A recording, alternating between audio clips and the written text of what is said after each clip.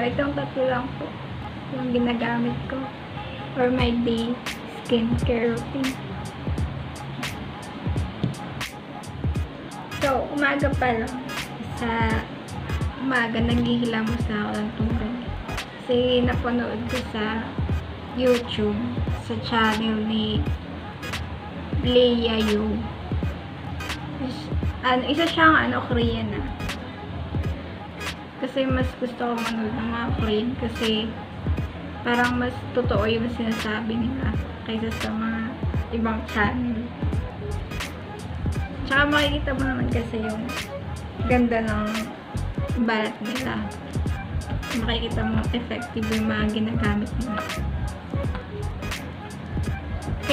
Kaya naman naghihilamos lang daw siya ng tubig sa umaga, or hindi siya naglalagay na kung anong product sa morning para mag-natural heal lang yung skin niya para hindi masyadong ma-damage sa mga chemicals na nilalagay.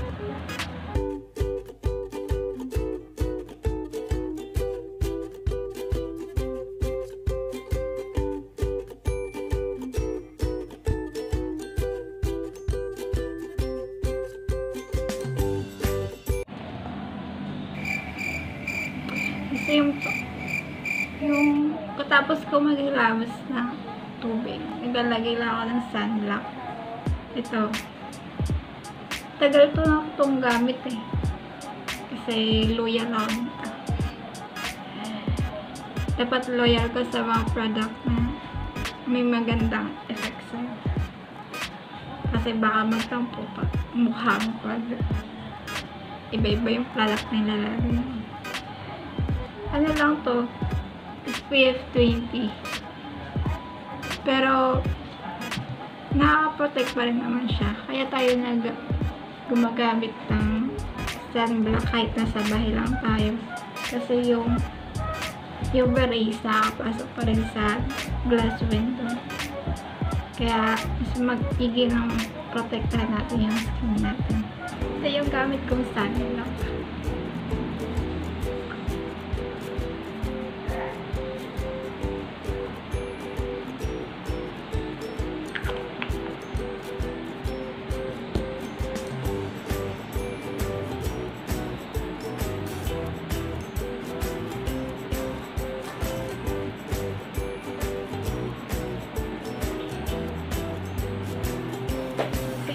Yung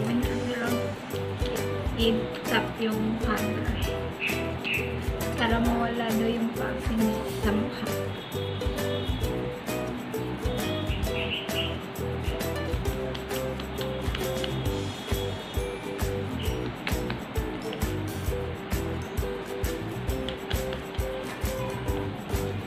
At tsaka lang ako naghilamos na may sabon kapag naligo na ako. Tapos, ginagamit ko na itong Maxipell Facial wash tsaka yung baking soda na pinaghahalo ko.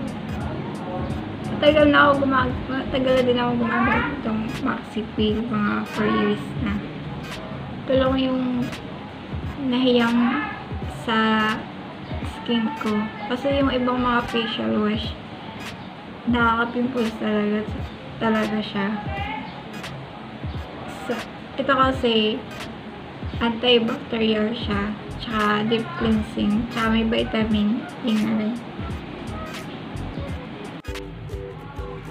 Papaghaluin ko lahat ito, yung Maxipell Facial wash, tsaka yung baking soda.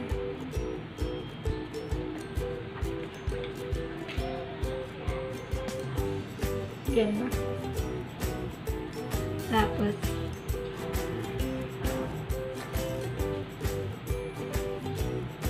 yung ginagawa lang mga Korean, dito sa kamay mo papabulain. Nakita ko dito sa Korean YouTube channel na Wish Trend TV.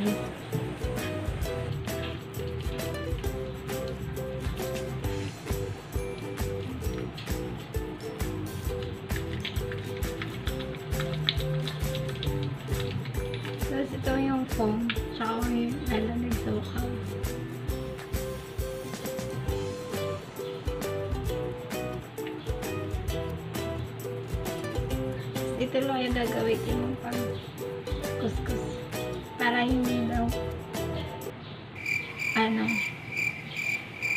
hindi daw masyadong malakas yung pagkakakuskus mo para hindi masyadong madadamage yung skin mo.